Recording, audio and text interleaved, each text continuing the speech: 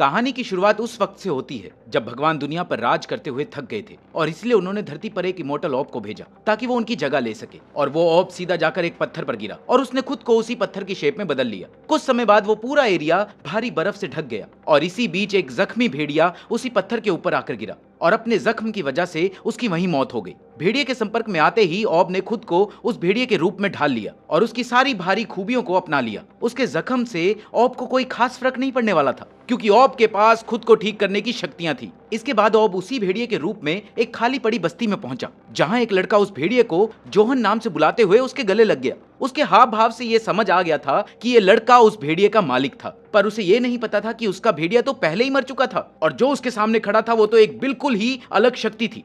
लड़के ने बताया कि वो इस बस्ती में अकेला ही रहता था और उसका पूरा परिवार दक्षिणी क्षेत्र में रहने की नई जगह ढूंढने गया था क्योंकि ये माना जाता था कि दक्षिणी क्षेत्र में एक अच्छे एनवायरनमेंट के साथ साथ बहुत सारे फल फ्रूट भी थे। पर उसको वहीं रुककर अपनी दादी और बाकी बुजुर्ग लोगों का ख्याल रखने को बोला गया था। पर धीरे धीरे करके उसके सभी साथी मरते गए और अब वो अकेला ही बचा था और अपने परिवार के वापस आने का इंतजार कर रहा था। उसी दिन उसने एक बहुत बड़ी मछली पकड़ी जिसे घर जाकर उसने कुछ टुकड़ों में काट कर आधी से ऑब और अपने लिए खाना तैयार किया और बाकी बची हुई मछली को दीवार पर लटका दिया जहां पहले से ही कुछ और मछलियां सूख रही थी। अगले दिन उस लड़के ने अपने परिवार को ढूंढने के लिए दक्षिणी क्षेत्र में जाने का फैसला किया, जिसके बाद वो अपना सारा सामान बांधकर ऑब के साथ निकल गया। रास्ते में उन्हें पत्थर पर एक निशान दिखा जिसे देखते ही वो लड़का समझ गया था कि वो निशान उसके घर वालों ने बनाया था ताकि अगर कोई उन्हें ढूंढने के लिए आए तो उसे मदद मिल सके। अगले कुछ दिनों तक वो लड़का ऑब के साथ एक्साइटमेंट में आगे बढ़ता गया। उसे जल्द से जल्द अपने परिवार से मिलना था। पर तभी एक दिन उसके पैर के नीचे की बर्फ टूटने की वजह से उसका पैर पानी में चला गया। पहले तो उसे लगा कि वो पूरी तरह से ठीक है, पर तभी उसकी नजर अपने थाई पर लगी चोट पर पड़ी जो काफी गहरी थी। ज्यादा ना सोचते हुए उसने उस चोट को ढक लिया और अपने रास्ते पर आगे बढ़ गया। पर अगले कुछ ही दिनों में उस चोट ने उसके शरीर पर अपना असर दिखाना शुरू कर दिया और उसकी हालत धीरे धीरे खराब होती गई। फिर एक दिन रास्ते में उसने देखा कि एक पत्थर पर मार्क के ऊपर क्रॉस का निशान लगा हुआ था, जिसका मतलब था कि उसके परिवार में से कोई भी इसके आगे जिंदा नहीं बचा था। ये देखते ही उस लड़के की आंखों में आंसू आ गए। चोट की वजह से वो पहले ही बहुत कमजोर हो गया था, इसलिए उसने वापस अपने घर जाने का फैसला किया। उसने पूरे रास्ते भेड़िए को अपने साथ रखा। घर पहुंचने तक वो बहुत कमजोर हो गया था और वो शायद बच नहीं पाएगा, पर फिर भी उसने हार नहीं मानी। लेकिन कुछ दिनों के बाद वो लड़का समझ गया था कि वो अब नहीं बचने वाला, इसलिए वो खुद को घसीट कर अपनी मनपसंद कुर्सी पर बैठ गया और अपने परिवार के सदस्यों की तस्वीरों को देखने लग गया जो उसने ही बनाई थी। और कुछ देर बाद उसने भी दम तोड़ दिया। लड़के के मरने के बाद ऑब ने खुद को उसके रूप में बदल लिया, जिसके बाद वो दुनिया घूमने और दुनिया को अच्छे से जानने के लिए निकल गया। अपने पूरे रास्ते में खाना नाम की भी कोई चीज होती है उसे इसके बारे में कुछ पता ही नहीं था, इसलिए वो बार बार भूख की वजह से मर जाता था। पर उसके लिए ये कोई प्रॉब्लम नहीं थी क्योंकि वो अपनी शक्तियों से फिर से जिंदा हो सकता था, जिसके लिए उसे शुरुआत में 12 दिन लगते थे। पर धीरे धीरे वो यही चीज कुछ घंटों में करने लग गया था। कई दिनों तक ऐसे ही चलते चलते वो अब बर्फीली जगहों को छोड़कर घने जंगलों में पहुंच गया था। पर तभी एक बहुत बड़े भालू ने पीछे से आकर उस पर हमला कर दिया और उसे मार दिया। उधर नीना गांव में मार्च नाम की एक छोटी सी बच्ची अपनी डॉल के साथ खेल रही थी जिसे वो अपने बच्चे की तरह रखती थी। और उसी गांव में पेरोना नाम की एक लड़की रहती थी जो मार्च के लिए एक बड़ी बहन जैसी थी। मार्च को हमेशा से ही बड़े होने का शौक था और इसी के लिए वो हमेशा अपने माता पिता को बहुत परेशान किया करती थी। कुछ ही देर बाद योनावा नेशन के कुछ सिपाही उस गांव में पहुंचे क्योंकि इस बार नीना गांव से एक ही बच्चे की बलि चढ़ने वाली थी। ये बलि उस पूरे इलाके में शांति बनाए रखने के लिए दी जाती थी और इसका चुनाव पायरोन नाम की एक बूढ़ी औरत करने वाली थी, जिसने थोड़ी देर जांच करने के बाद इस बलि के लिए मार्च को चुना। और जिसके तुरंत बाद ही गांव के सभी लोग मार्च के माता पिता को बधाइयां देने लग गए। पर मार्च को कुछ भी समझ नहीं आ रहा था, इसलिए उसने वापस घर पहुंचकर अपने माता पिता से उन बधाइयों के पीछे का कारण पूछा और जिस पर रोते हुए उन्होंने उसे पूरी बात बताई, जिसे सुनते ही मार्च गुस्से से पागल हो गई क्योंकि वो ऐसे नहीं मरना चाहती थी और अभी तो वो बड़े होकर अपनी जवानी को जीना चाहती थी, जिसके लिए वो बेसब्री से इंतजार कर रही थी। तभी योनामा नेशन के कुछ सिपाही उनके कमरे में आ गए और उनकी लीडर हेज ने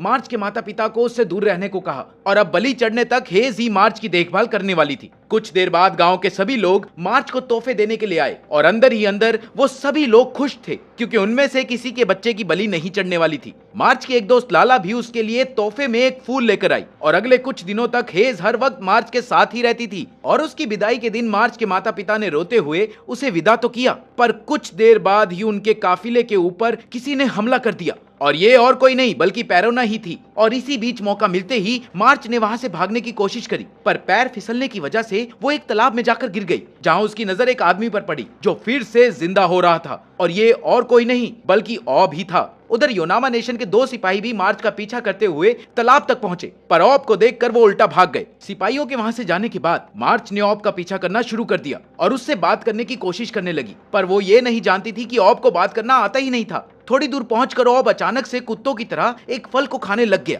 जिसे देखते ही मार्च तुरंत समझ गई थी कि असल में ऑब बहुत ही ज्यादा मासूम था। जिसके बाद वो एक पेड़ के पास पहुंचे जहां काफी सारे पके हुए फल लगे हुए थे, और उन्हें देखते ही मार्च तुरंत एक पेड़ पर चढ़कर एक पका हुआ फल ऑब के लिए लेकर आई, पर ऑब ने उसे हाथ मारकर नीचे गिरा दिया और फिर से उसे कुत्तों की तरह खाने लग गया। ये देखकर मार्च को बहुत गुस्सा आया, पर उसके खाने के तरीके से वो समझ गई थी कि असल में ऑब ने बहुत दिनों से कुछ खाया नहीं था, इसलिए उसने पेड़ पर चढ़कर ऑब की तरफ फल फेंकना शुरू कर दिया। और उसकी भूख को अच्छे से मिटाने के बाद मार्च ने उसे थैंक यू बोलना सिखाया, और इसके लिए उसने उसका मुंह पकड़कर उसे बोलना सिखाया। मार्च ऑब को ठीक उसी तरह सिखा रही थी जैसे कोई माँ अपने बच्चे को सिखाती है। इसके बाद उन दोनों ने एक सुरक्षित जगह ढूंढकर अपनी पूरी रात वहीं पर बिताई। पर रात को सोते हुए मार्च को एक डरावना सपना आया, जहां उसने देखा कि उसके भाग जाने के बाद लाला को उसकी जगह बलि पर चढ़ाया जा रहा था, जिसे देखकर डर के मारे वो जाग गई। अगली सुबह मार्च ने वहां से निकलने का फैसला किया और ऑब लगातार उसका पीछा कर रहा था। मार्च ने कई बार उसे अलग अलग फल देकर रोकने की कोशिश करी, पर ऑब हर बार उन फलों को खत्म करके फिर से उसके पीछे आ जाता।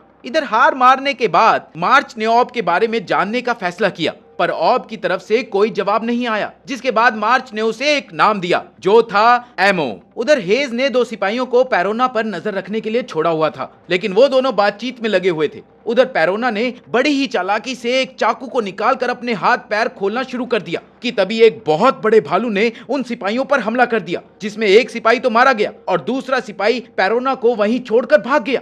जैसे ही भालू पेरोना की तरफ बढ़ा तो ऐन वक्त पर उसने अपने हाथ खोल लिए और वहां से भागने लगी। भालू ने उसका काफी पीछा किया, पर एक खाई से कूदने के बाद पेरोना ने अपनी जान बचा ली। उस खाई से कूदने के बाद वो सीधा उसी तालाब में गिरी जहां मार्च ऑब से मिली थी। खुद को संभालने के बाद पेरोना मार्च को ढूंढने के लिए निकल गई। उधर हेज ने भी मार्च को ढूंढ लिया था और मार्च ने भी बिना कोई बहस करे उसके साथ चलना शुरू कर दिया। इधर पेरोना मार्च को ढूंढ ही रही थी कि उसकी नजर एमो पर पड़ी और उसने तुरंत ही एमो के पास जाकर मार्च के बारे में पूछा, पर एमो बिना कुछ बोले चुपचाप चलने लग गया। उधर हेज ने मार्च को एक ब्लैक जेली दी और उसके मुताबिक ये स्पेशल जेली सिर्फ चूजन वंस को ही दी जाती थी। उस जेली के बेकार टेस्ट के बावजूद भी मार्च चुपचाप उसे खाती रही। और इसी बीच हेज ने मार्च से एमो के बारे में पूछा, पर वो खुद भी एमो को इतने अच्छे से नहीं जानती थी, इसलिए उसके पास इसका कोई जवाब नहीं था। तभी उस बचे हुए सिपाही ने आकर हेज को उन पर हुए हमले के बारे में बताया, और जैसे ही उसने उस भालू का नाम ओनिगुमा बताया तो वो सभी हैरान हो गए, क्योंकि वो ओनिगुमा को ही अक्सर बलि चढ़ाया करते थे।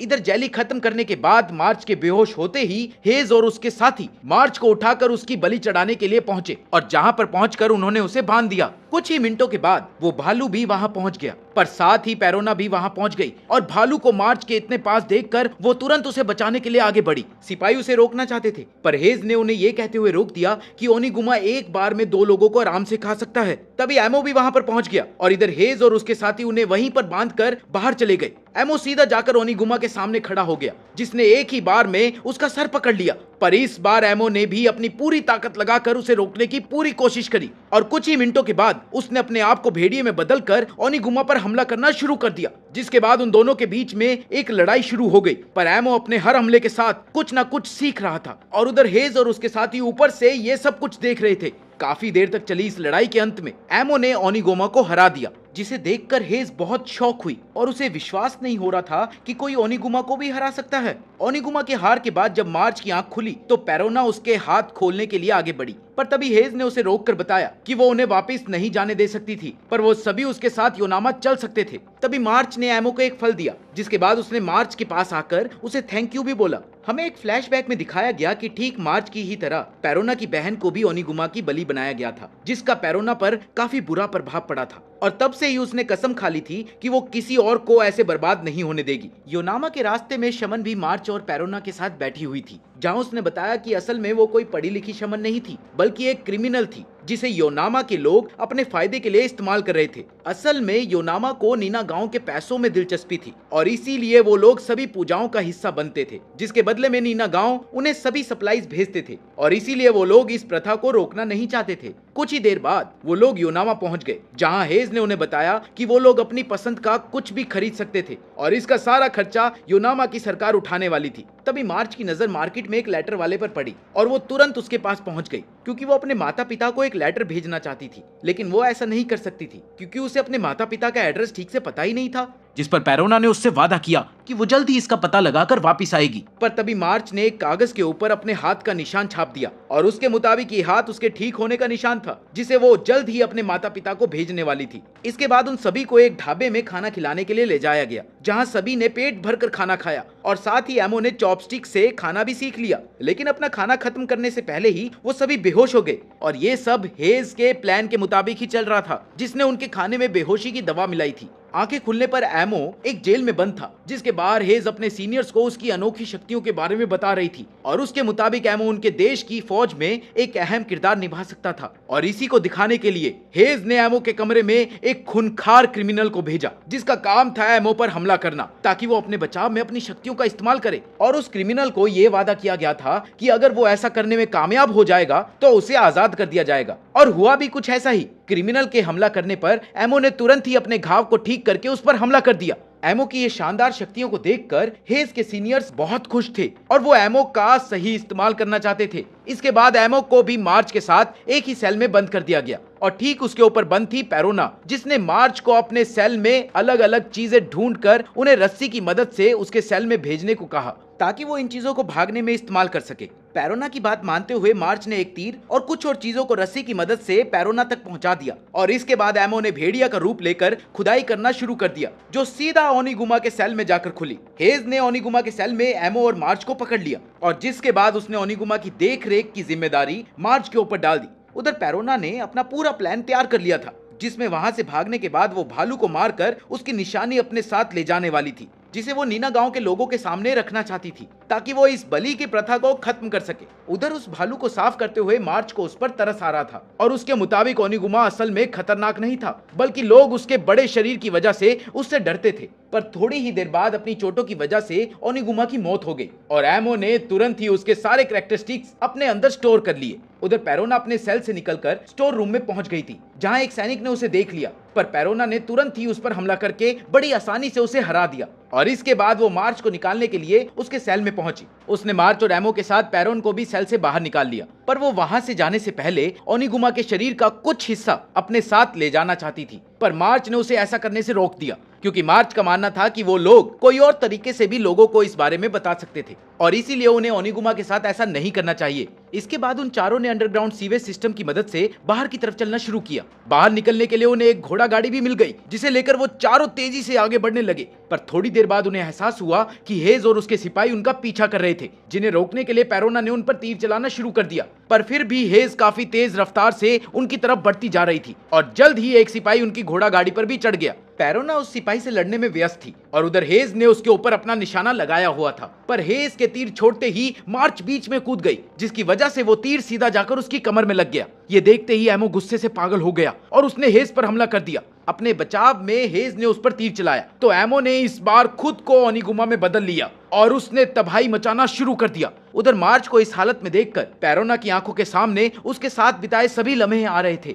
वो मार्च को बचाना चाहती थी, पर अब कुछ ज्यादा नहीं किया जा सकता था और मार्च ने थोड़ी ही देर में उसकी आंखों के सामने दम तोड़ दिया। उधर एमो गुस्से में तबाही मचा रहा था कि तभी पेरोना मार्च को अपने हाथों में लेकर घोड़ा गाड़ी से कूद गई और एमो के पास पहुंची और उससे शांत होने को कहा। एमो के शांत होते ही पेरोना ने एक टूटी हुई तलवार से अपनी जान लेने की कोशिश करी, पर एमो के अंदर पहले से ही मार्च के हाव भाव थे और उसने उनकी मदद से पेरोना को रोक लिया। उधर सिपाहियों को पता था कि वो अभी पेरोना पर हमला कर सकते थे, इसलिए मौका मिलते ही उन सब ने उस पर तीर छोड़ दिए और ऐन वक्त पर एमो ने फिर से रूप बदल कर उसे बचा लिया, जिसके बाद वो पेरोना को अपनी पीठ पर बिठाकर लगातार नीना गांव की तरफ बढ़ता गया। उधर हेज घायल रूप में जमीन पर पड़ी हुई थी। थोड़ी देर बाद नीना गांव में यह खबर पहुंच गई कि एक बहुत बड़ा भालू तेज रफ्तार से उनकी तरफ बढ़ रहा है। ये सुनते ही गांव के सभी लोग डर गए, पर जब उन्होंने उस भालू की पीठ पर पैरोना को देखा तो वो सभी शॉक हो गए। नीना गांव पहुंचकर पैरोना एमो की पीठ से उतरी और उसने मार्च के माता पिता के पास जाकर उन्हें मार्च का हैंड प्रिंट दिखा दिया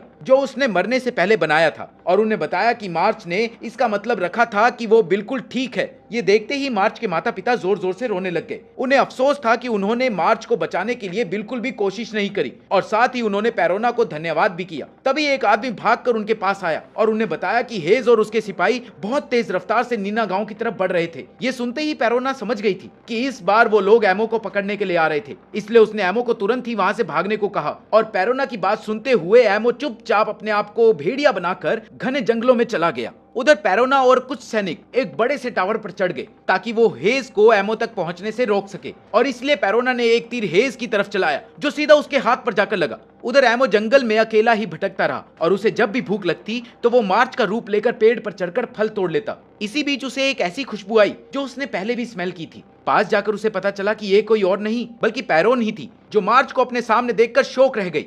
थोड़ी ही देर बाद वो समझ गई थी कि उसके सामने मार्च नहीं बल्कि एमो खड़ा था। उसने वापस से अपना रूप बदला और घोड़ा गाड़ी के अंदर गया, जहां उसने मार्च के खून का निशान देखा, जिसे देखकर वो बहुत उदास हुआ और चुपचाप खड़ा होकर वापस जंगल में आगे बढ़ गया। उसे जाते देख पैरोना भी उसका पीछा करने लग गई, क्योंकि अब वो फिर से अकेले नहीं रहना चाहती थी। 2 दिन तक लगातार भूखे पेट चलने के बाद अब पैरोना बहुत ज्यादा थक चुकी थी और साथ ही वो बहुत भूखी भी थी, इसलिए उसने एमो के पैर पर लगी चोट को काट लिया। जिसके बाद एमो ने उसकी भूख शांत करने के लिए मार्च का रूप लिया और पेड़ पर चढ़कर उसका पेट भरने के लिए उसके लिए फल तोड़े। इसके बाद पैरोना ने एमो को पढ़ाना लिखाना शुरू किया। वो एमो को अलग अलग वर्ड जमीन पर लिख कर दिखाती और उसे कॉपी करने को बोलती। उसने ऐसे ही एमो को अपना नाम तक लिखना सिखा दिया। उसकी बस एक शर्त थी कि एमो उसकी अच्छे से देखभाल किया करेगा। पैरोना ने एमो को सभी फंडामेंटल्स के बारे में भी सिखा दिया था, जैसे कि फायर, वाटर और नॉन वेज फूड। इसके बाद वो एक शहर में पहुंचे जहां एक पोर्ट था। अब एमो बहुत ही अच्छे तरीके से बात कर सकता था और अब वो गुड नाइट भी बोल लेता था। और ऐसे ही उसने पैरोना को पहली बार उस लड़के से मिलने की कहानी भी सुनाई कि कैसे उसने उसकी जिंदगी बदल दी। कुछ देर बाद वो अपनी जगह पर पहुंच गए और बोट से उतरकर पैरोना ने एमो को बताया कि अगले दिन वो अपने लवर से मिलने जाने वाली थी, पर उन्हें उस रात जंगल में ही रुकना था। रात को सोते वक्त अचानक से एक अजीब से जीव ने एमो पर हमला कर दिया और उसी का रूप ले लिया, जिसके बाद एमो के पास उससे लड़ने के सिवाय और कोई चारा नहीं था, जिसके लिए उसने भेड़िए का रूप लिया। पर तभी धरती के नीचे से एक आदमी निकला जिसने काले कपड़े पहने हुए थे और उसने एमो को बताया कि उसी ने ऑब को बनाया था और अब एमो को अपने दुश्मन को खत्म करने के लिए उस जीव की छाती में लगे कोर को तबाह करना होगा। जिसके बाद एमो ने अपने भेड़िए रूप में ही उस जीव पर हमला किया, पर वो इसमें कामयाब नहीं हो पाया। इसलिए अगली बार एमो ने भालू का रूप लेकर उसे बीच में से फाड़ दिया, पर ऐन वक्त पर वो फिर से हार गया। इसके बाद एमो ने मार्च का रूप लेकर उस पर फिर से हमला किया और इस बार वो कोर को निकालने में कामयाब हो गया और उसने उस जीव को हरा दिया। एमो अभी उस कोर को पकड़कर जमीन पर बैठा ही हुआ था कि उस काले कपड़े वाले आदमी ने उसके पास आकर उसे बताया कि उसने ही ओब को बनाया था ताकि वो इस दुनिया की रक्षा कर सके। पर अब ओब को रोकने के लिए कुछ लोग एमो का पीछा कर रहे थे और अब वो बहुत जल्द फिर से मिलेंगे। वो आदमी इतना बोलकर वहां से चला गया और अगले दिन पैरोना और एमो एक घर में पहुंचे और पैरोना बहुत ज्यादा खुश थी क्योंकि उन्होंने सभी मुश्किलों को अच्छे से पार कर लिया था। इसके बाद हमें 2 भाइयों को दिखाया गया जिनका नाम था गुगू और शिन। वो दोनों एक साथ जंगल में एक टेंट में रहते थे और दोनों का ही एक सपना था एक साथ बड़े से महल में रहने का, और वो दोनों जानते थे कि इसके लिए उन्हें बहुत ज्यादा मेहनत करनी पड़ेगी। इसलिए वो दोनों एक किसान के लिए काम करते थे और सामान को मार्केट में ले जाकर बेचते थे। मार्केट में गुगू हमेशा एक लड़की को देखता रहता था जो उसे बहुत ज्यादा पसंद थी, पर वो जानता था कि वो लड़की बहुत अमीर परिवार से थी, इसलिए उसने कभी भी उससे बात करने की कोशिश नहीं की। एक दिन गुगू की दुकान पर एक आदमी आया जिसे सब शराब के व्यापारी के तौर पर जानते थे, पर उसके जाने के बाद गुगू को पता चला कि वो आदमी पहाड़ पर रहता था और साथ ही उसके बारे में काफी सारी अफवाहें भी थी कि वो अलग अलग नशे बेचता था। उसी शाम घर पहुंचने पर गुगू ने देखा कि कुछ लड़के उसके भाई से बात कर रहे थे, पर उसके वहां आते ही वो सभी वहां से चले गए। इसलिए उसने अपने भाई से उन लड़कों के बारे में पूछा, पर उसने उसकी बात को टाल दिया। इसके बाद गुगू की नजर उनके सेविंग बॉक्स पर पड़ी जिसमें से कुछ पैसे गायब थे। जब उसने इस बारे में अपने भाई से पूछा तो उसने फिर से उसकी बात को टाल दिया। गुगू ने इसको चोरी की तरह ही लिया और जाकर उस डब्बे को एक नई जगह पर छुपा दिया। अगले दिन गुगू की नजर एक कुत्ते पर पड़ी जिसके गले में उसका नाम मेयर लिखा हुआ था। उसने तुरंत ही उसका ध्यान रखने का फैसला किया कुछ देर बाद गुगू ने उस कुत्ते की मालिक की आवाज सुनी जो जोर जोर से उसको बुला रही थी। पास जाकर उसने देखा कि उसकी मालिक कोई और नहीं बल्कि उसका प्यार ही थी।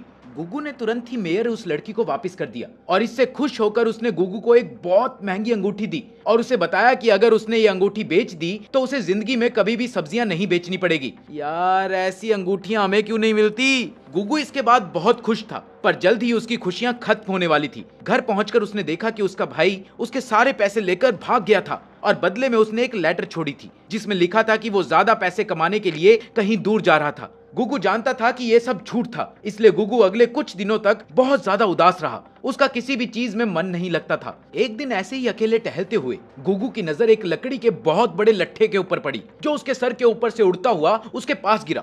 उस लकड़ी का मालिक उसे अकेले नहीं उठा सकता था, इसलिए वो मदद ढूंढने के लिए चला गया, पर उसके पीछे से वो लकड़ी का लट्ठा नीचे की तरफ जाने लग गया और गुगू की नजर नीचे पड़े अपने प्यार पर पड़ी, जिसे बचाने के लिए वो पूरी रफ्तार से भागा और सही समय रहते ही उसे धक्का देकर बचा लिया। पर इस बीच उसकी किस्मत उसके साथ नहीं थी, क्योंकि उस लड़की को बचाने के चक्कर में गुगू का चेहरा उस भारी लकड़ी के लट्ठे के नीचे आ गया। गुगू ने यह मान लिया था कि अब वो जिंदा नहीं बचने वाला और अब बस वो अपने मरने का इंतजार कर रहा था कि इसी बीच उसे पता चला कि उस लड़की का नाम रिन था। थोड़ी देर बाद वो शराब के व्यापारी की नजर गुगू पर पड़ी और वो उसे बचाने के लिए पहुंच गया, जिसने उसे अपने घर ले जाकर उसके चेहरे पर एक सर्जरी करी। होश आने पर गुगू ने देखा कि उसका चेहरा पूरी तरह से खराब हो चुका था और ब्रीवर ने बताया कि उसकी किस्मत का ही कमाल था कि गुगू अभी भी जिंदा था और उसके चेहरे को ढकने के लिए ब्रीवर ने उसे एक मास्क भी दे दिया ताकि उसे अपने चेहरे की वजह से शर्म न आए। इसी के 3 महीने बाद पायरोन और एमो उनके घर पहुंच गए और पायरोन ने ब्रीवर और गुगू को एमो की शक्तियों के बारे में बताया, जिस पर ब्रीवर ने उन्हें बताया कि असल में एमो एक बहुत ही खतरनाक हथियार की तरह काम आ सकता है और इसीलिए अलग अलग देश उसे अपने कब्जे में जरूर लेना चाहेंगे। उधर गुगू और एमो बहुत ही जल्द अच्छे दोस्त बन गए थे और गुगू ने एमो को जिंदगी में पहली बार नहाना सिखाया, क्योंकि अब एमो उनके साथ रहने वाला था, इसलिए उसे कुछ चीजें सीखना जरूरी था। एक दिन ब्रीवर और पायरोन मजाक में एमो को बचाने की बात कर रहे थे, पर यह सुनते ही गुगू गुस्से से भर गया, क्योंकि वो एमो को अपने भाई की तरह देखता था और वो उसके लिए लड़ने को हमेशा तैयार रहता था। एक दिन जब गुगू और एमो आपस में बात कर रहे थे तभी उनके घर रिन पहुंची, जिसे देखकर गुगू हक्का बक्का रह गया था। असल में रिन वहां एक घाव को मिटाने के लिए दवाई लेने आई थी जो उसे 3 महीने पहले लगा था और ये घाव उसे तभी लगा था जब गुगू ने उसे बचाया था। पर रिन को अभी तक ये नहीं पता था कि गुगू ने ही उसकी जान बचाई थी। पर थोड़ी ही देर बाद रिन का ध्यान गुगू से हटकर एमो पर चला गया, जिससे गुगू को देखकर बहुत गुस्सा आ गया, क्योंकि रिन अब कभी भी उसे एक आम लड़के की तरह नहीं देखने वाली थी। थोड़ी देर बाद रिन ने ब्रीवर से उन्हीं के घर में रहने की इजाजत मांगी और जिस पर ब्रीवर ने अपनी हामी भी भर दी। रिन अगले दिन अपने सामान के साथ वापस आने का वादा करके वहां से चली गई। उसी शाम एमो ने गुगू को अपनी शक्तियां दिखाते हुए बताया कि वो सभी फल फ्रूट्स को बना सकता था जो उसने पहले खाए हुए थे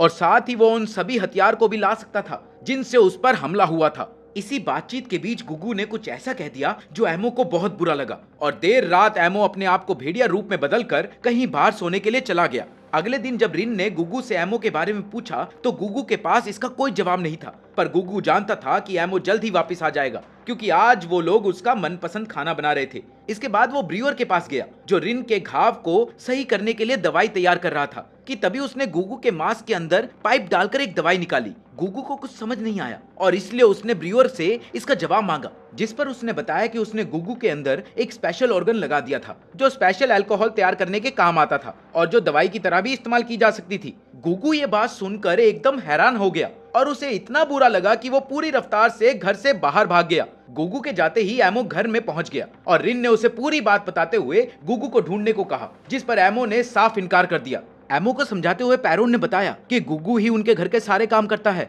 और उसके जाने के बाद उन्हें काफी ज्यादा मुश्किल आ सकती है, जिस पर एमो ने जवाब दिया कि अब से गुगू की जगह वो सारा काम खुद किया करेगा। इसके बाद उसने रसोई में जाकर कुछ खाना तैयार किया, जिसे खाते ही सबने उसे बेकार बताकर रिजेक्ट कर दिया और अब सबको गुगू की याद आ रही थी। उधर गुगू ने वापस अपने पुराने टेंट में जाकर रहना शुरू कर दिया और अगले दिन जब गुगू मार्केट पहुंचा तो सभी लोग उसके मांस को देखकर डर रहे थे और सब उसे राक्षस समझ रहे थे। इसके बाद गुगू ने अपने पुराने मालिक का पता लगाया और एक बार फिर से उससे काम मांगने के लिए पहुंच गया। वो मालिक बहुत ही अच्छा इंसान था, इसलिए उसने तुरंत ही गुगू को काम पर रख लिया पर उस रात खाना खाते समय मालिक के बेटे चैन ने गुगू को उनके घर में रखने के लिए साफ मना कर दिया। मालिक ने उसे समझाने की बहुत कोशिश की, पर उसने अपने पिता की एक ना सुनी। इसलिए गुगू ने उन्हें वादा किया कि वो अपने टेंट में ही सोया करेगा और सुबह होते ही काम करना शुरू कर देगा। घर वापस जाते वक्त कुछ बदमाशों ने उस पर हमला करके उसका मास्क जबरदस्ती उतार दिया, और जिसके बाद उसने फैसला किया कि अब वो कभी भी मास्क नहीं पहनेगा और अब से लोगों को उसका असली चेहरा ही देखना पड़ेगा। उधर एमो दिन पर दिन अपना काम अच्छे से करने की कोशिश करता रहता था,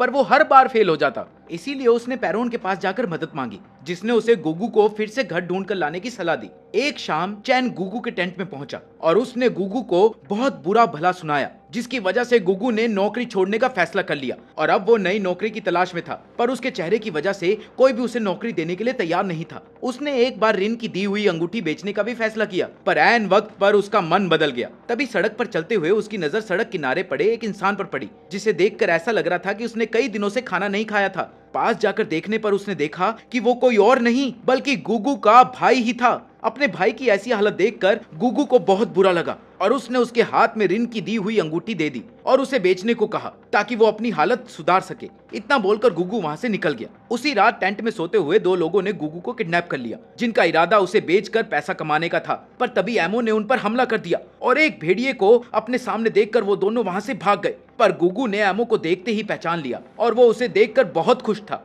इसके बाद एमो ने गुगू को बताया कि पैरोन ने उसे समझाया है कि सिर्फ गुगू ही उसे नई चीजें सिखाने में मदद कर सकता है, और इसीलिए एमो चाहता था कि गुगू उनके साथ वापस घर चले। पर गुगू अभी भी ब्रीवर की हरकत से गुस्सा था, इसलिए उसने एमो के साथ जाने से मना कर दिया। लेकिन तभी वो कई दिनों से भूखा होने की वजह से बेहोश हो गया। इसके बाद एमो गुगू को वापस से टेंट में लेकर गया, जहां उसने गुगू के लिए अपनी शक्तियों से बहुत सारा खाना इकट्ठा किया और गुगू ने वो खाना तब तक खाया जब तक उसका पेट नहीं भर गया। इसके बाद उनके टेंट में मिरर घूमते घूमते पहुंच गया और थोड़ी देर गुगू के साथ खेलने के बाद वो वहां से चला गया। इसके बाद गुगू ने एमो की शक्तियों को समझते हुए उसे बताया कि एक समय पर गुगू और उसके भाई के पास बहुत ही अच्छे परिवार में रहने का एक मौका था, पर फिर उस परिवार ने शहर छोड़कर जाने का फैसला कर लिया। और हो सकता है कि एमो किसी भी चीज की तरह बन सकता था या किसी भी चीज को ला सकता था, क्योंकि उसके करीबी की मौत से उसे बहुत बड़ा धक्का पहुंचा हो, और इसीलिए गुगू ने एमी से उसे दुख पहुंचाने के लिए मदद मांगी। और अब गुगू चाहता था कि एमो उसको मारने के बाद उसका भी रूप ले ले, ताकि वो हमेशा उसे याद रख सके। ये बातें दोनों के बीच बहुत ही इमोशनल थी। तभी टेंट में रिन भी पहुंच गई और उसने बताया कि मिरर ने ही उसे यहाँ का रास्ता दिखाया। पर रिन को देखते ही गुगू ने अपना चेहरा छिपा लिया ताकि रिन उसको ना देख सके। पर रिन ने उसे बताया कि कैसे गुगू के जाने के बाद सभी को घर में उसकी कितनी याद आती थी, और यहाँ तक कि उसके बिना तो वो लोग ढंग से खाना भी नहीं खा सकते थे। और साथ ही ब्रीवर ने भी ये वादा किया था कि वो गुगू के शरीर से वो ऑर्गन निकाल देगा ताकि उसके ऊपर कोई असर ना हो। पर गुगू का कहना था कि उसने गुस्से में मास्क कहीं फेंक दिया था और वो बिना मास्क के घर नहीं जा सकता था, जिस पर रिन का जवाब था कि उसे गुगू के चेहरे से कोई फर्क नहीं पड़ता था। पर गुगू अभी तैयार नहीं थी, इसलिए एमो ने उसे वादा किया कि वो उसका मास्क ढूंढ कर ले आएगा। एमो के जाते ही रिन ने गुगू को अपने कपड़े उतारकर अपना घाव दिखाया, जिस पर उसका मानना था कि उसके पिता ने ही उसे धक्का दिया था। पर उसे ये नहीं पता था कि असल में ये धक्का उसे गुगू ने दिया था, वो भी उसकी जान बचाने के लिए, जिसकी वजह से आज उसके चेहरे का ये हाल था। गुगू को अपनी आंखों पर विश्वास नहीं हो रहा था। इधर रिन का कहना था कि वो किसी ऐसे परिवार में पैदा होना चाहती थी जो अमीर ना हो, और उधर गुगू ने बचपन से ही ये सोचा था कि काश वो एक अमीर घर में पैदा हुआ होता। इसके बाद रिन ने गुगू से उसकी चोट के बारे में पूछा, जिस पर गुगू ने जवाब ना देना ही सही समझा, क्योंकि उसका मानना था कि अगर उसने रिन को सच बता दिया तो वो उससे नफरत करने लगेगी। रिन गुगू के लिए एक स्पेशल मास्क लाई थी, क्योंकि वो गुगू को और अच्छे से जानना चाहती थी, चाहे वो उसका चेहरा ना देख पाए। उधर एमो जैसे ही गुगू का मास्क लेने के लिए पहुंचा तो एक बार फिर से काले कपड़े वाले आदमी ने आकर उसे सावधान रहने को कहा, क्योंकि दुश्मन हर वक्त एमो पर अपनी नजर बनाए बैठे थे। उधर गुगू और रिन मार्केट में घूम रहे थे कि तभी रिन के पिता वहां उसे वापस घर ले जाने के लिए पहुंच गए। पर गुगू ने रिन को बचाने के लिए उन्हें धक्का मार दिया, जिसके बाद वो दोनों वहां से भाग गए। रात में एमो ने उन दोनों को ढूंढ लिया। जब वो दोनों नदी के किनारे बैठे हुए थे, उस वक्त एमो के हाथ में गुगू का मास्क था, जिसे वो ढूंढ कर लाया था। इसलिए रिन ने अपना लाया हुआ मास्क पहनने का फैसला किया। वापस घर जाते समय उन्हें रिन की कामवाली मिली, जिसने रिन को मास्क के बावजूद भी पहचान लिया। इसलिए उन तीनों ने भागना शुरू कर दिया, पर कामवाली भी उनका पीछा कर रही थी। वो लोग जानते थे कि अगर उसे उनके घर के बारे में पता चल गया तो बहुत बड़ी परेशानी हो सकती थी।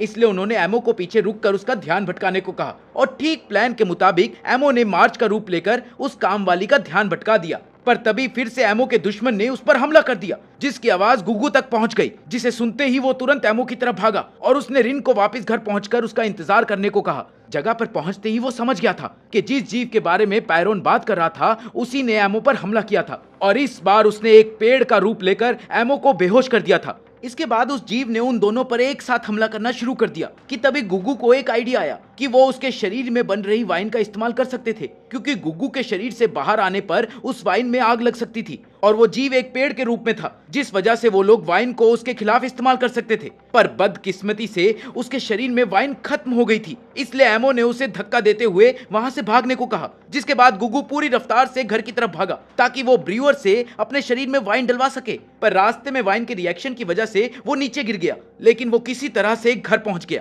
जहां रिन के माता पिता को देखकर वो हैरान रह गया। पर उन पर ध्यान न देते हुए वो सीधा ब्रूअर के पास पहुंचा और उससे सबसे ताकतवर वाइन देने को कहा। ब्रूअर उसे मना करना चाहता था, पर पेयोरन के कहने पर उसने चुपचाप गुग्गू को वाइन दे दी। अब वाइन के नशे में गुग्गू रिन के माता पिता के सामने अपने प्यार का इजहार करके वहां से चला गया, जिसके बाद रिन के माता पिता भी वहां से जाना चाहते थे, पर पेयोरन ने उन्हें थोड़ी देर रुकने को कहा। वो चाहती थी कि रिन के माता पिता भी ये सारा नजारा देखे। वापस जगह पर पहुंचकर गुग्गू ने देखा कि उस जीव ने पूरी तरह से इमो की शक्तियां ले ली थी और गुग्गू को वहां देखते ही उसने गुग्गू पर भी हमला कर दिया। पर अपनी चालाकी से गुग्गू ने उस पर वाइन फेंक कर आग लगा दी और उसे हरा दिया। उसे हराने के बाद गुग्गू जोर जोर से रोने लगा, क्योंकि उसे एमो का कोई अंश नहीं दिख रहा था। पर तभी उसकी नजर एक व्हाइट लाइट पर पड़ी जो थोड़ी दूरी पर जा रही थी। पीछा करने पर उसने देखा कि उस लाइट ने एक पत्थर की शेप ले ली, जिसका मतलब था कि एमो मर चुका था। पर एमो को बनाने वाला वो काले कपड़ों वाला आदमी ये सब कुछ देख रहा था और वो जानता था कि एमो में अभी भी थोड़ी सी जान बची हुई थी,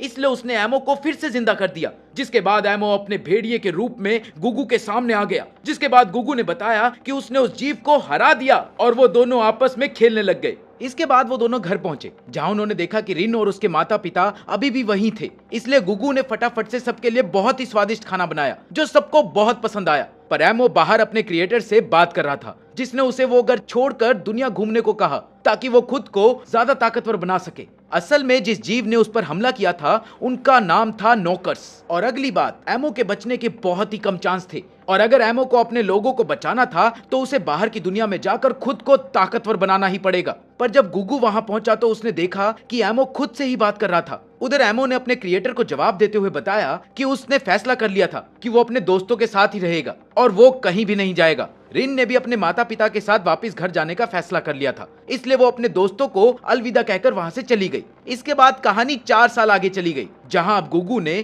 काफी तगड़ी बॉडी बना ली थी और वहीं एमो भी अब सभी घर के काम काफी अच्छे से करने लग गया था। रिन भी अक्सर अपने दोस्तों से मिलने के लिए आया करती थी। उधर इन 4 सालों में एमो वैसे का वैसा ही था, उसने कोई भी नई शक्ति नहीं इकट्ठी की थी और साथ ही नोकर्स ने भी इन 4 सालों में उस पर कोई हमला नहीं किया था। एक दिन रिन ने एमो से सुझाव लेने के लिए उससे पूछा कि वो अपने आने वाले 16वें जन्मदिन पर गुग्गू को क्या तोहफा दे, जिस पर एमो ने जवाब देते हुए कहा कि वो जो भी अपनी खुशी से उसे देगी वो गुग्गू को पक्का पसंद आएगा। और साथ ही रिन ने एमो को यह भी बताया कि उसके माता पिता उसके 16वें जन्मदिन पर उसकी शादी करवाने वाले हैं, जिसे रोकने के लिए उसे अपने जन्मदिन से पहले उन्हें अपने बॉयफ्रेंड के बारे में बताना पड़ेगा। जिस पर एमो ने उसे सुझाव दिया कि वो गुग्गू को अपने बॉयफ्रेंड के तौर पर अपने माता पिता से मिलवाए। असल में वो दोनों एक दूसरे को पसंद करते थे, पर दोनों ही खुलकर अपने प्यार का इजहार नहीं कर पाते थे। कुछ देर बाद गुग्गू का भाई उससे मिलने के लिए आया, जिसने उसे बताया कि वो पिछले 4 सालों से गुग्गू को ढूंढ रहा था और साथ ही उसने गुग्गू को वो अंगूठी दिखाते हुए धन्यवाद बोला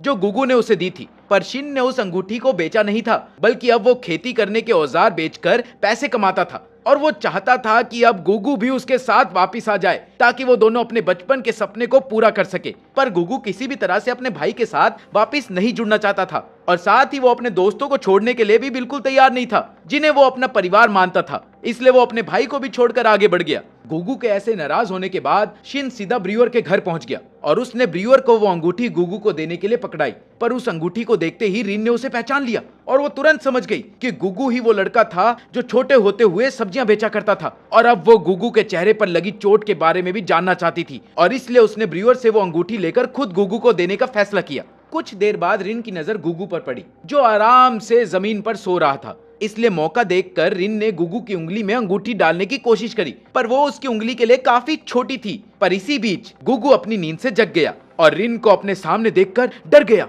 पर रिन ने फिर भी उसे अपने प्यार का इजहार करने का एक मौका दिया, जिसके लिए गुग्गू ने साफ इनकार कर दिया। जिस पर रिन ने उसे याद दिलाया कि एक बार उसने अपने प्यार का इजहार उसके माता पिता के सामने भी किया था पर इस बार गुगू का कहना था कि वो उस वक्त बहुत ज्यादा नशे में था। ये सुनकर रिन गुस्सा होकर वहां से चली गई। रिन के वहां से जाने के बाद ब्रूअर ने गुगू को एक नया मास्क दिया जो उसने खास गुगू के लिए बनाया था। इस मास्क की खास बात थी कि इसमें से वाइन की मदद से आग निकल सकती थी और ये मास्क भविष्य में होने वाले हमलों में काम आ सकता था। इसके बाद एमो और गुगू दोनों तैयार होकर रिन के जन्मदिन के लिए निकल गए और रास्ते में उन्होंने मार्केट से रिन के लिए तोहफे भी खरीदे और गुगू ने खास कर वही फूल खरीदे जो रिन एक्सीडेंट वाले दिन तोड़ रही थी। थोड़ी देर बाद जब दोनों रिन के महल में पहुंचे जो बहुत ही बड़ा था और गुगू ने बिना कोई समय बर्बाद किए अपना मनपसंद खाना खाना शुरू कर दिया। अपने मास्क की वजह से सभी की नजर गुगू पर थी। थोड़ी देर बाद जब रिन वहां आई तो गुगू ने उसे फूल दिए जिससे रिन की वही यादें ताजा हो गई जिन्हें वो दबाना चाहती थी, इसलिए वो थोड़ा परेशान होकर वहां से चली गई। रिन के वहां से जाने के बाद कुछ लड़कों ने गुगू को उसके मास्क की वजह से परेशान करना शुरू कर दिया, जिस बीच वो गलती से वाटर फाउंटेन में गिर गया। पर रिन ने तुरंत ही आकर उसे एक तौलिए से साफ किया और उसका हाल पूछा, जिसके बाद गुगू थोड़ी देर के लिए अकेला बाहर चला गया। पर रिन ने एक बार फिर से उसे ढूंढ लिया और फिर से उसकी चोट के बारे में पूछा। पर इस बार गुगू ने रिन को सब कुछ सच सच बताने का फैसला किया और पूरा सच जानने के बाद रिन को एहसास हुआ कि गुगू ने ही उसकी जान बचाई थी और वो कभी भी इस चीज को समझ ही नहीं पाई। पर इतने सालों बाद आखिरकार उन दोनों ने एक दूसरे को अपना लिया था। वो दोनों पहली बार खुलकर प्यार भरे पलों को एहसास कर ही रहे थे कि उनके बीच की जमीन के दो हिस्से हो गए, जिसकी वजह से गुगू दूसरे हिस्से में ही अटक गया। उधर एमो के क्रिएटर ने उसे सावधान किया कि उनके आसपास एक नौकर पहुंच गया था और इस बार उसके कौर जमीन के नीचे थे और देखते ही देखते पूरा महल गिरने लग गया। इसीलिए एमो ने तुरंत ही सबको बिल्डिंग से बाहर निकलने को बोला और सबको बचाने के लिए उसने भालू का रूप लेकर बिल्डिंग को पकड़ कर रखा। उधर गुगू ने भी किसी जमीन को पकड़कर अपनी जान बचा ली थी और जल्द ही कुछ लोगों ने एक लंबे कपड़े को फेंक कर उसे ऊपर खींच लिया। गुगू तुरंत ही समझ गया था कि यह हमला नौकर्स ने करवाया था, इसलिए वो तुरंत ही एमो की मदद करने के लिए अंदर गया, जहां उसने रिन के माता पिता को देखा और वो उन्हें छत गिरने से पहले ही बाहर निकाल लाया। जब गुगू वापस अंदर गया तो नौकर ने भी एक बहुत बड़े भालू का रूप ले लिया था और उसका पूरा शरीर एक पत्थर का बना हुआ था। गुगू ने उस पर आग से हमला करने की कोशिश करी पर उसका कोई फायदा नहीं हुआ। पर वो समझ गया था कि भालू के अंदर का हिस्सा सॉफ्ट होगा, इसलिए उन्हें बस बाहर के पत्थरों को तोड़ने की जरूरत थी। इसलिए उन दोनों ने साथ में नौकर पर चढ़कर सुराग ढूंढने की कोशिश करी और एमो ने कई सारे भालों की मदद से सुराग बना भी दिया, जिसके बाद गुगू उस सुराग में आग लगाकर एक बार के लिए कोर को बाहर तो ले आया, पर एमो के पकड़ने से पहले ही वो फिर से अंदर चला गया। अभी गुगू और एमो अपनी छोटी सी कामयाबी के लिए थोड़ा सा खुश हो ही रहे थे कि तभी नौकर ने एक ही झटके में एमो को मसल कर रख दिया और उस नौकर के पास एक खास शक्ति थी जिससे वो एमो की शक्तियों को एब्जॉर्ब कर सकता था। इसके बाद उसने गुगू पर भी हमला किया और ऐन वक्त पर रिन ने बीच में आकर गुगू को धक्का देकर बचा लिया। पर चीजें तब बिगड़ गई जब पूरी इमारत उन दोनों के ऊपर गिर गई। उधर एमो को एक अजीब सा दर्द हो रहा था। उसे पता था कि दर्द की वजह कुछ और थी। असल में गुगू ने रिन को बचाने के लिए उसके ऊपर एक शील्ड बना ली थी और सारे मलबे का बोझ उसके शरीर पर आ रहा था, जिस वजह से उसके शरीर से खून टपक रहा था जो रिन के चेहरे पर गिर रहा था। ये दोनों के लिए बहुत ही भावुक पल था और इसी बीच गुगू ने रिन को वादा किया कि वो लोग यहाँ से निकलने के बाद पक्का फूल तोड़ने के लिए जाएंगे। पर यह बात बिल्कुल साफ थी कि उन दोनों में से सिर्फ एक ही बचने वाला था, इसलिए रिन ने गुगू को पहली और शायद आखिरी बार किस किया। उधर एमो को बहुत ज्यादा तकलीफ हो रही थी और कुछ ही मिनटों बाद एमो ने गुगू का रूप ले लिया, जिसका मतलब था कि अब गुगू की मौत हो गई थी और इस वजह से एमो बहुत ही ज्यादा भावुक हो चुका था। तभी नौकर ने एक बार फिर से उसके ऊपर हमला किया, जिस वजह से वो पानी में गिर गया और एमो के पीछे पीछे नौकर ने भी पानी में छलांग लगा दी, जिस वजह से उसके पत्थर अलग अलग हो गए और कोर बाहर आ गया। बचने के लिए नौकर ने कोर को पानी के अंदर चलाना शुरू कर दिया। उधर एमो के क्रिएटर ने उसे बताया कि नौकर वेस्ट की तरफ बहुत तेजी से बढ़ रहा था और एमो को उसका पीछा करके जल्द ही उसे खत्म कर देना चाहिए, क्योंकि कोर के अंदर उसके सबकॉन्शियस का एक हिस्सा था। पर एमो ने इस चीज पर ध्यान न देते हुए गुगू के पास जाने का फैसला किया। ऊपर पहुंचकर एमो ने देखा कि रिन के परिवार वालों ने उसे बाहर निकाल लिया था और फिलहाल वो बेहोश थी। साथ ही गुगू की बॉडी को भी बाहर निकाल लिया गया था। शिन भी अपने भाई की बॉडी को लेने के लिए पहुंच गया था। उधर गुगू की आत्मा अपने परिवार और दोस्तों से अलग हो रही थी, पर वो अभी भी एमो के सबकॉन्शियस में मौजूद था। इसके बाद एमो ने ब्रियोर और पैरोन को बताया कि वो अब उनके घर से चला जाएगा, क्योंकि वो नहीं चाहता था कि नौकर्स फिर कभी उसकी वजह से उसके दोस्तों को नुकसान पहुंचाए। उधर रिन को होश आते ही वो तुरंत गुगू से मिलने के लिए भागी और रिन को घर की तरफ आते हुए देख एमो बहुत डर गया, क्योंकि उसे समझ नहीं आ रहा था कि वो रिन को गुगू की मौत के बारे में कैसे बताए। इसलिए उसने रिन के आने से पहले गुगू का रूप ले लिया। घर में घुसते ही गुगू को अपने सामने देखकर रिन खुशी के मारे पागल हो गई और उसने गुगू को गले लगा लिया। और जब उसने एमो के बारे में पूछा तो गुगू ने उसे बताया कि एमो की लड़ाई के दौरान मौत हो गई थी और वो उसे गुगू की कब्र पर ले गया। पर रिन को लग रहा था कि वो कब्र ईमो की थी और वो ईमो को याद करते हुए काफी रोई। पर वो हैरान तब हो गई जब गुगू ने उसे बताया कि वो शॉपिंग के लिए कहीं जा रही है। पर रिन गुगू के साथ फूल तोड़ना चाहती थी और इसीलिए उसने उसे शाम को मिलने को कहा, जिसके लिए गुगू एक बार में तैयार हो गया। उधर ब्रियर और पैरोन ने गुगू को रास्ते के लिए खाना और कुछ पैसे दिए, जिन्हें लेने के बाद वो चुपचाप वहां से चला गया। उसी शाम रिन के पिता ने उसे घास के ऊपर लेटे हुए देखा और उसके पास जाने पर रिन ने उन्हें बताया कि वो अब किसी और से शादी नहीं करने वाली, क्योंकि वो पहले से ही किसी और के साथ प्यार में थी। और बाद में रिन ने बताया कि वो जानती है कि गुगू की हमले के दौरान मौत हो गई थी, पर वो इस बात से खुश थी कि अब गुगू एमो के साथ था। उधर एमो ने लगातार 4 दिन चलने के बाद अपने क्रिएटर से कुछ सवाल किए, जिनके जवाब में उसने बताया कि नॉकर्स लगातार हमला उस पर करते रहेंगे जब तक वो एमो को हरा नहीं देते, और गुगू का काम है धरती पर जानकारी इकट्ठी करना और नॉकर्स का उसे रोकने का। इसके बाद एमो ने क्रिएटर से पूछा कि एमो की बजाय वो खुद नॉकर्स को क्यों नहीं हराते, जिसका जवाब देते हुए क्रिएटर ने बताया कि ये काम एमो का है और उसे ही उन्हें हराना पड़ेगा। तभी एमो को एक जानी पहचानी सी खुशबू आई, जिसका पीछा करने पर एमो ने देखा कि पायरोन उसका पीछा कर रही थी। असल में पायरोन किसी भी तरह से एमो की मदद करना चाहती थी और इसीलिए वो ब्रियोर के घर से ही उसका पीछा कर रही थी। पर एमो नहीं चाहता था कि गुगू के बाद अब पायरोन को कुछ हो और इसीलिए उसने पायरोन को वापस घर जाने को कहा। पर पायरोन किसी भी हाल में घर नहीं जाना चाहती थी और काफी देर बहस करने के बाद एमो भी इसके लिए तैयार हो गया। रास्ते में एमो लगातार पायरोन को इग्नोर करता रहा और दूसरी तरफ पायरोन लगातार एमो से बात करने की कोशिश करती रही और कुछ दिनों बाद वो एक शहर में पहुंच गए, जहां पहुंचते ही पायरोन ने खाना खाने के लिए इच्छा जाहिर की और डब्बे पर पहुंचते ही पायरोन ने बहुत सारा खाना ऑर्डर कर लिया, जिसे देखकर एक बार के लिए तो एमो भी हैरान हो गया और उसने पायरोन को जल्दी खाना खत्म करने को कहा,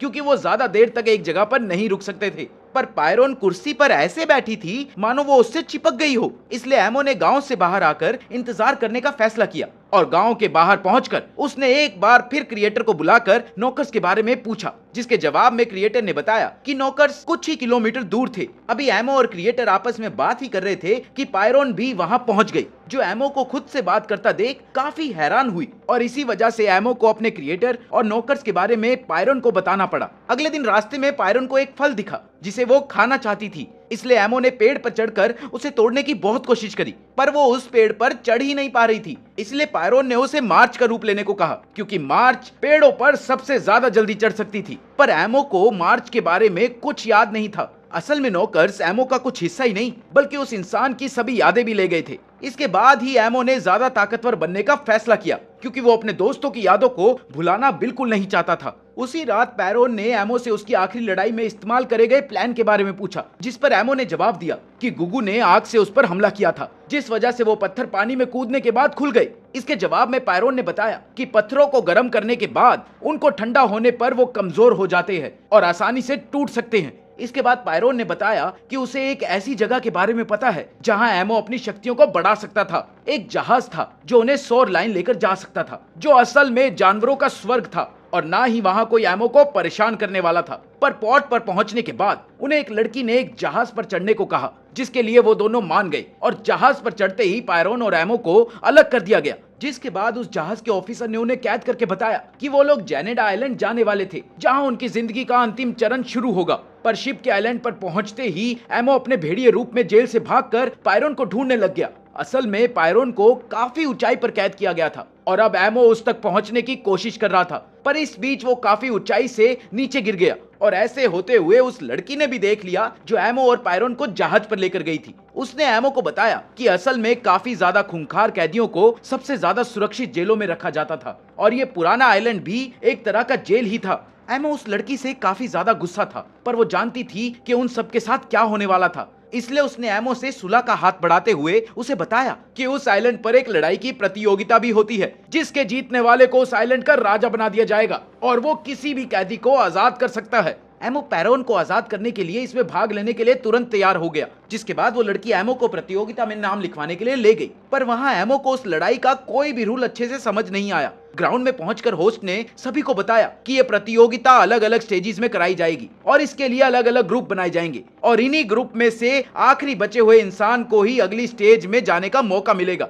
एमो के ग्रुप की बारी आने पर सभी ने एक दूसरे को पागलों की तरह मारना शुरू कर दिया, पर एमो थोड़ी ही दूरी पर चुपचाप खड़ा हुआ था क्योंकि उसे समझ नहीं आ रहा था कि असल में उसे करना क्या चाहिए। और थोड़ी ही देर बाद उनमें से एक इकलौता आदमी बचा हुआ था और उसे लग रहा था कि वो ये प्रतियोगिता जीत चुका है, पर तभी उसे एक झटका मिला, वो भी एमो को देखकर, और इसीलिए उसने एमो की तरफ अपनी कुल्हाड़ी फेंकी जो सीधा एमो के सर पर लगी। इसे एमो को कोई फर्क नहीं पड़ने वाला था। जिसके बाद उस आदमी ने एमो के शरीर में कई सारी तलवारें मारी, पर एमो ने उस पर एक भी बार हमला नहीं किया, बल्कि एमो चुपचाप उस आदमी की सारी शक्तियां खींच रहा था। और थोड़ी ही देर बाद वो आदमी जमीन पर गिर गया और एमो इस प्रतियोगिता का विजेता बन गया। एमो की शक्तियां देखकर सभी लोग हैरान रह गए थे और मैच के बाद उसी जहाज वाली लड़की ने एमो के पास आकर अपना नाम तिनारी बताया। उसके पास एक उल्लू भी था जिसका नाम था लिगार्ड। साथ ही उसने एमो को अपने सभी दोस्तों से भी मिलवाया। वो सभी एमो की शक्तियों को देखकर बहुत ज्यादा हैरान थे और उनके मुताबिक एमो ही ये प्रतियोगिता जीतने वाला था। इसके बाद एमो ने देखा कि सभी कैदी उस आइलैंड पर एक सामान्य सी जिंदगी जी रहे थे और इसीलिए एमो को समझ नहीं आ रहा था कि पायरोन को आखिर हाई सिक्योरिटी जेल में क्यों रखा गया था। जिस पर तिनारी ने उसे बताया कि असल में पायरोन को एक बहुत ही खूंखार कैदी माना जाता है क्योंकि उसने योनामा शहर के 10 लोगों को जहर देकर जान से मार दिया था। पर तिनारी ये देखकर हैरान थी कि पायरोन एमो की जिंदगी में इतनी महत्वपूर्ण कैसे हो सकती है। वो उसे छुड़ाने के लिए अपनी जान की बाजी तक लगाने को तैयार क्यों है। इसके बाद तिनारी ने बताया कि एक अनजान आदमी ने उसे एमो को शिप पर बैठाने के लिए बोला था, पर अब उसे उस आदमी के बारे में कुछ भी नहीं पता था। ये सुनते ही एमो को बहुत गुस्सा आया और वो वहां से चला गया क्योंकि उसे तिनारी और उसके साथियों के साथ कोई रिश्ता नहीं रखना था। उसी रात एमो ने अपने क्रिएटर को अपने हालात के बारे में बताया कि वो प्रतियोगिता में लोगों की जान नहीं लेना चाहता था। जिस पर क्रिएटर ने उसे समझाया कि प्रतियोगिता में हिस्सा लेने वाले सभी लोग पहले से ही अपनी मौत का फैसला कर चुके थे और इसीलिए लड़ाई में उनकी जान लेना कोई पाप नहीं था। उसी रात एमो के सोने के बाद एक अनजान आदमी ने चुपचाप आकर एमो के गालों को अपनी जीभ से चाटा और वो वहां से चला गया।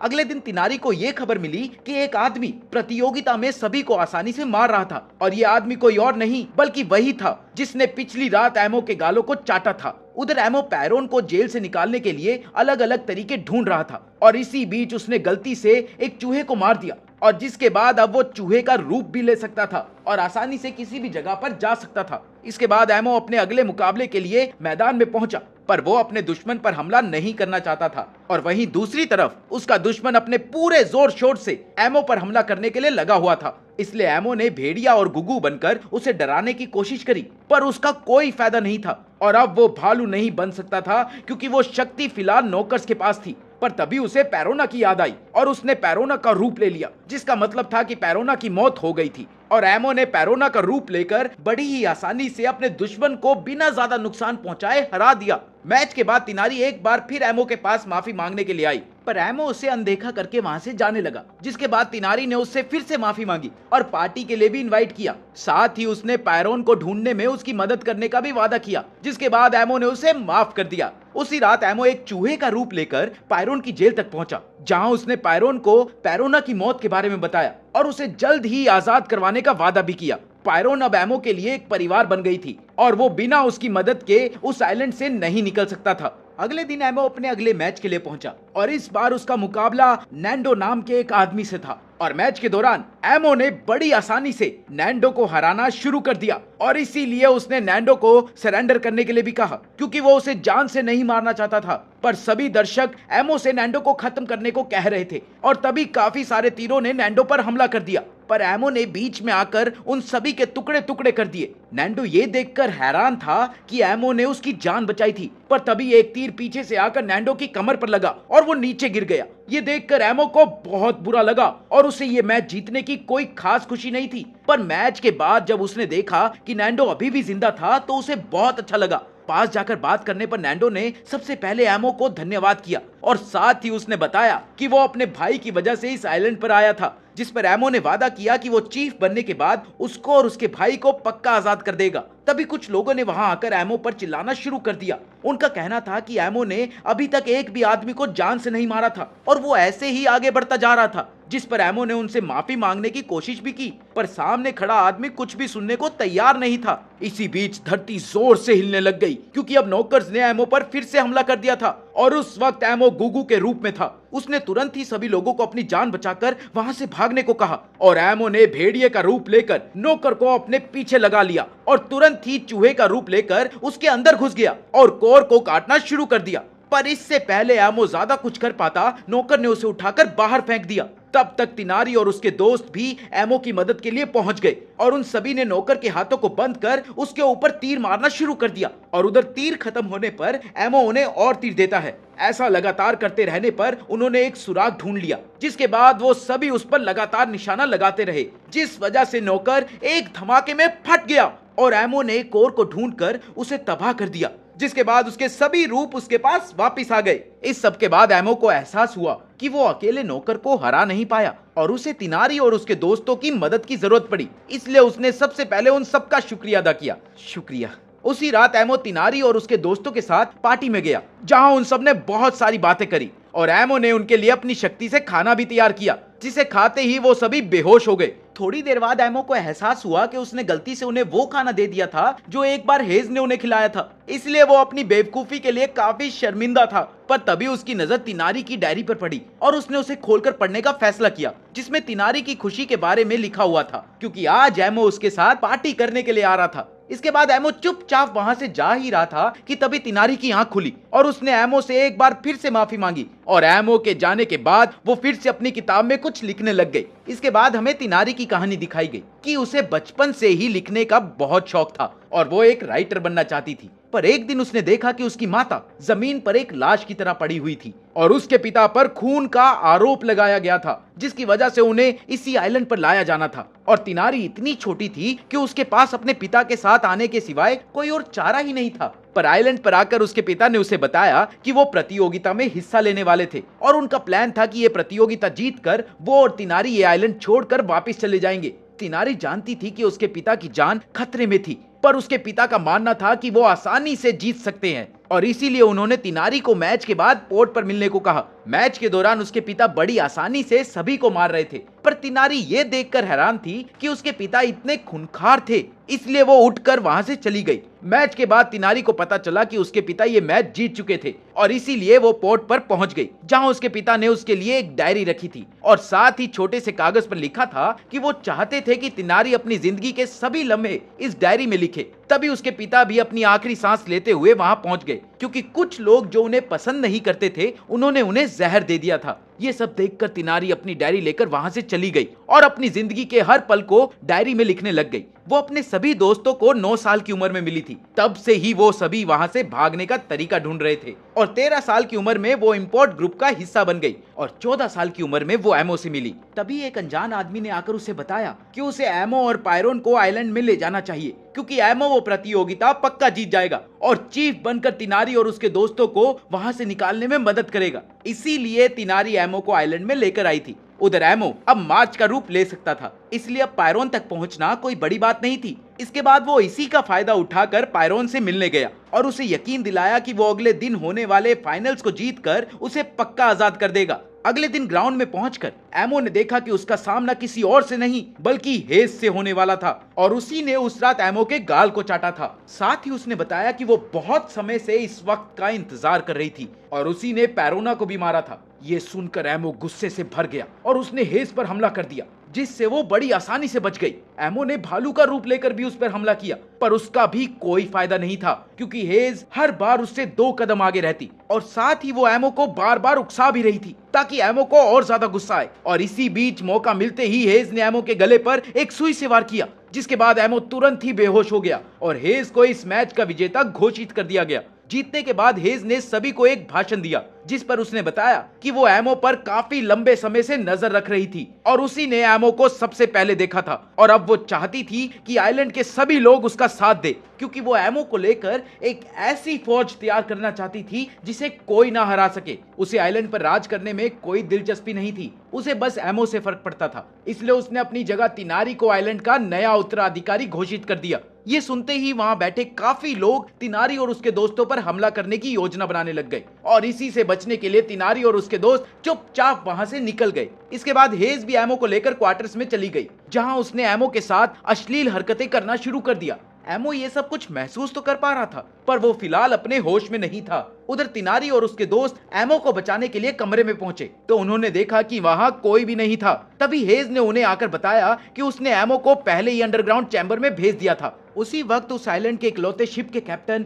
जिसका नाम स्काई फिश था, वो भी वहां पहुंच गया और उसने तिनारी को सरेंडर करने को कहा, जिस पर तिनारी ने जवाब दिया कि एमो अपनी शक्तियों से ऐसे कई सारे शिप्स तैयार कर सकता है। तभी हेज ने तिनारी को आखिरी चेतावनी देते हुए 10 सेकंड का समय दिया, जिसके बाद तिनारी और उसके सभी दोस्तों को मरने के आदेश थे।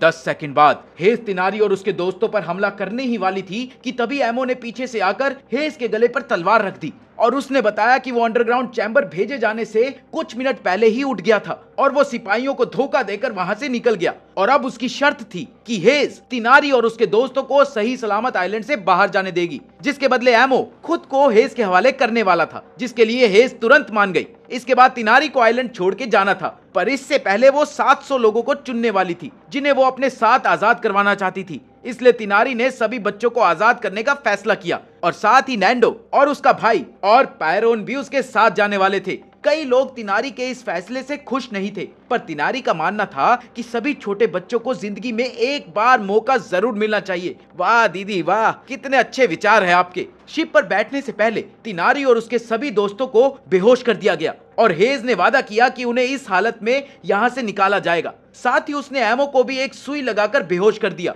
कुछ ही देर बाद तिनारी को होश आया, जो बहुत ही हैरान करने वाली बात थी क्योंकि उस दवाई का नशा काफी लंबे समय तक रहने वाला था। होश आते ही तिनारी एक लाइफ बोट के सहारे वापस आइलैंड के लिए निकल गई और जाते जाते उसने अपने बॉस और नैंडो को बच्चों का ध्यान रखने को कहा। उधर आइलैंड पर पहुंचकर तिनारी एमो को एक लेटर भेजने की कोशिश कर रही थी कि तभी उसने देखा कि एमो उसके पीछे खड़ा था, जिस पर एमो ने बताया कि वो एक चूहे का रूप लेकर जेल से भाग गया था। असल में वो ये देखकर हैरान था कि तिनारी अपने भागने का इकलौता मौका छोड़कर उसे बचाने के लिए वापस आई थी। अब उन दोनों की वहां से निकलने की बारी थी और तूफान की वजह से उन्हें उस रात वहीं रुकना पड़ा। उस रात उन दोनों ने काफी बातें करी और सपने में तिनारी अपनी माँ से भी मिली। अगले दिन जैसे ही वो दोनों वहां से निकलने लगे तभी एमो के क्रिएटर ने उसे बताया कि न्योकर्स ने आइलैंड पर फिर से हमला कर दिया था। तिनारी एमो को रोकना चाहती थी, पर वो जानती थी कि ये एमो की जिम्मेदारी थी। उधर हेज को भी एमो के भागने की जानकारी दे दी गई और साथ ही उसे आइलैंड पर चल रही मुसीबत के बारे में भी बताया गया, जहां नोकर्स ने इस आइलैंड में आधे से ज्यादा लोगों को ज़ोंबीज बना दिया था। एमो के पहुंचने पर आइलैंड में पहले से ही ज़ोंबीज के खिलाफ एक लड़ाई चल रही थी और अब एमो का साथ देने के लिए तिनारी और उसके सभी दोस्त भी वहां पहुंच गए थे। तभी तिनारी की एक दोस्त ऊपर जमीन पर गिरी और उसके गिरते ही नोकर्स ने उसे इन्फेक्ट कर दिया, जिसके बाद उसने एक भाले से अपने ही दोस्त मिया पर हमला कर दिया। ये सब देखकर तिनारी और एमो बहुत ज्यादा हिल गए थे क्योंकि उन्होंने अपनी ही आंखों के सामने अपने दो दोस्त खो दिए थे। मिया की सांसें अभी भी चल रही थी, इसलिए एमो उसे उठाकर ऐसी जगह लाया जहां नोकर्स नहीं आने वाले थे, पर अगले 3 मिनट में ही उनकी आंखों के सामने मिया ने दम तोड़ दिया। थोड़ी ही देर बाद नोकर्स ने उस जगह पर भी हमला कर दिया, जिसमें तिनारी तो बचकर निकल गई, पर उसके दोस्त उरोय ने उधर ही रुकने का फैसला किया और साथ ही उसने एमो को एक चूहे का रूप लेने को कहा ताकि वो उसे हवा में फेंक सके और लिनगार्ड उसे पकड़कर दूसरी जगह ले जा सके। और हुआ भी कुछ ऐसा ही, पर एमो के वहां से जाते ही एक नौकर ने उरोय पर भी हमला कर दिया। उधर एक नौकर ने हेज पर भी हमला करने की कोशिश करी, पर हेज ने ऐन वक्त पर खुद को बचा लिया। तभी उसकी नजर तिनारी पर पड़ी, जिसे देखते ही उसने उसे मारने के लिए अपना हथियार निकाल लिया, पर उसी वक्त एमो ने पीछे से भालू के रूप में आकर उस पर हमला कर दिया।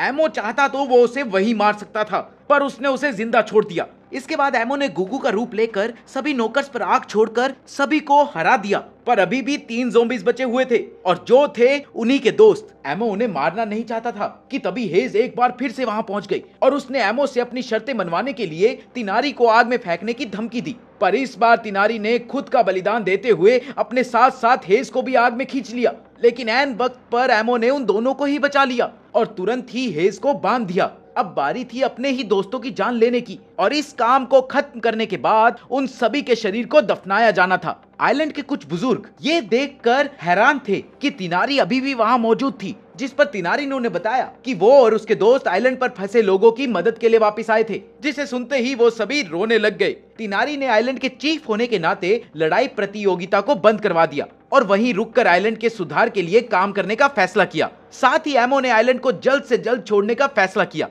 क्योंकि उसे डर था कि उसके वहां होने की वजह से नौकर्स फिर से हमला कर सकते थे। उधर तिनारी ने एमो के साथ के लिए लिंगार्ड को भी भेजा ताकि वो सही समय पर एमो तक पहुंचने में उसकी मदद कर सके। हेज अभी भी नशे में थी, इसलिए एमो ने उसे अपने साथ ले जाने का फैसला किया। समुद्र के बीच में हेज को होश आया और उसने बताया कि उसने ये सब सिर्फ इसलिए किया था क्योंकि उसे एमो से पहली नजर में ही प्यार हो गया था। पहला नशा पहला खुमार, कहानी में ट्विस्ट। और इसीलिए उसने एमो के सभी करीबियों को खत्म कर दिया था ताकि कोई भी एमो को उससे दूर ना ले जा सके। ये सुनते ही एमो को बहुत गुस्सा आया और उसने एक और बोट बनाकर हेज को उसी में बांधकर छोड़ दिया। पर एमो के वहां से जाते ही एक नौकर ने हेज पर हमला कर दिया। इसके बाद एमो उस जगह पर पहुंचा जहां पायरोन ने उसका इंतजार करने का वादा किया था और उसने पायरोन को एक होटल में खाना खाते हुए ढूंढ लिया। पर वो उसे बिना परेशान करे वहां से चला गया और रात को वो उसके कमरे में जाकर उसका मनपसंद फल रखाया। अगले दिन एमो वहां से निकलने ही वाला था कि तभी उसे याद आया कि उसने पायरोन के लिए चिट्ठी छोड़ी ही नहीं थी। इसलिए उसने एक कागज पर चिट्ठी लिखी और उसके कमरे में उसे रखने के लिए वापस गया। थोड़ी देर बाद उसे याद आया कि शायद पायरोन को ठंड की वजह से एक कोट की जरूरत भी पड़ सकती थी, इसलिए वो मार्केट से एक कोट खरीद कर उसे देने के लिए गया। पर इस बार उसे पायरोन नहीं मिली, जिसके बाद वो उसकी खुशबू की मदद से उसे ढूंढने लग गया। तभी उसकी नजर पड़ी कि एक आदमी पायरोन को किडनैप करने की कोशिश कर रहा था। इससे पहले कि एमो कुछ कर पाता, पायरोन ने ही उस आदमी को पीट दिया। एमो पायरोन को अकेला नहीं छोड़ पा रहा था, इसलिए वो चुपचाप उस पर नजर रखता था। तभी उसके क्रिएटर ने उसे बताया कि पायरोन की उम्र काफी होने की वजह से वो कभी भी मर सकती थी। ये सुनते ही एमो को बहुत गुस्सा आया। उसी रात एमो पायरोन के पास कोट रखकर जा ही रहा था कि पायरोन ने उसे पकड़ लिया। वो दोनों एक दूसरे को देखकर बहुत खुश हुए। इसके बाद उन्होंने जंगल में एक साथ घूमना शुरू कर दिया और जब भी उन्हें नौकर्स की खबर मिलती तो वो लोग उल्टी दिशा में भागने लग जाते। पर समय के साथ साथ पायरोन का शरीर कमजोर पड़ता जा रहा था और एक दिन वो नीचे गिर गई, जिसके बाद एमो उसे हर जगह अपनी पीठ पर बैठाकर ले जाता। एक दिन पायरोन ने एमो को जंगल से कुछ लाने के लिए भेजा और उसके जाते ही पायरोन ने एमो के क्रिएटर से बात करी, क्योंकि वो जानती थी कि क्रिएटर हर वक्त उन पर नजर रखते थे और इसलिए पायरोन ने क्रिएटर से मांगा कि उसकी जान निकाल ली जाए, पर अगले जन्म में उसे कुछ ऐसा बनाया जाए कि वो एमो के काम आ सके। क्रिएटर ने तुरंत ही उसकी बात मान ली और उसकी जान निकाल दी। मरते ही पायरोन के सपने में वो फिर से एक सुंदर जवान लड़की बन गई। उधर वापस आने पर जब एमो ने देखा कि पायरोन मर चुकी थी तो उसे बहुत बुरा लगा और वो जोर जोर से रोने लग गया और काफी देर रोने के बाद उसने पायरोन का अंतिम संस्कार कर दिया और जिसके बाद वो फिर से अपने सफर पर निकल गया। कई सालों के बाद अब एमो एक लड़के से आदमी बन चुका था और वो ऐसे ही नौकर्स का सामना कर रहा था।